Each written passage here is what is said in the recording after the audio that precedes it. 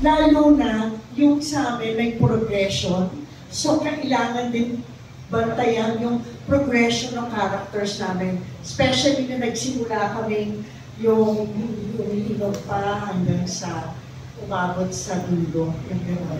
Ang hirap-hirap niyang gawin, but you know, it's so beautiful, ang sarap-sarap para makipagsayaw sa mga actors. Pag yun nga, nag-gel yung chemistry, nagtutulungan. Tapos katulad nga ng sinabi ni Direk, yung parang basta nag-ano na lang, nag-gel. Actually, hindi naman talaga kami nag-inuha. Pero, kasi noon na parang nag-brainstorm kami. Na paano kaya yun, di ba? Kasi, syempre, di ba, the least na ayaw namin na, syempre, di ba, dapat totoo yung emosyon, totoo yung inom, totoo yung laseng, di ba? Ayaw namin maramdaman ng audience na lasing-lasing lang yung gano'n.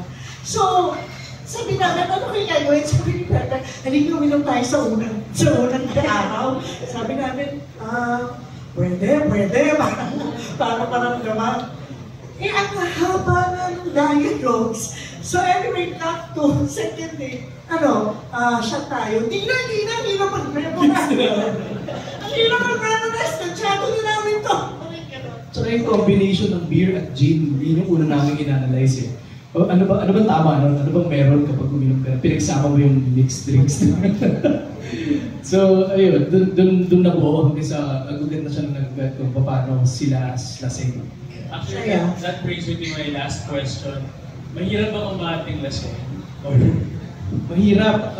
Hindi mo pwedeng i-simulate yung lasing eh. Ang hirap i-simulate kasi dalawa lang naman yung ganun-ganun ka lang eh. At saka ganun mo pag-lasing. Ganun hindi naman.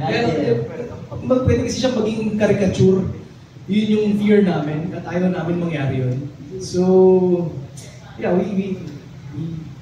Oo, mahirap. Kasi di ba, lalo na yung klase ng pelikula, parang yun yung pinag-usapan namin na dali kanina, parang nag-eavesdrop. Yung mga, or yun siguro, kaya nabuo yung script kay Ate Mel, di ba? Yung observer lang siya, pinapanood niya lang habang nag-iinuman yung mga tao kasi nagkwentuhan. So parang ganun yung pelikula eh. So dapat, yung emotions, sincere. Sana sincere namin nagawa. Sana na-achieve namin yung gano'n. So, yun nga yung sinasabi ko, ang hirap lalo na nga paglasing. Kasi there's a tendency to go over the top or to make it yung gano'n, yung maging caricature or stereotype. But what we really want to achieve was the sincerity and honesty of the characters. Kasi truth serum na yun. Alam. Yung virgin. Ano na virgin? Alright, thank you and good luck with the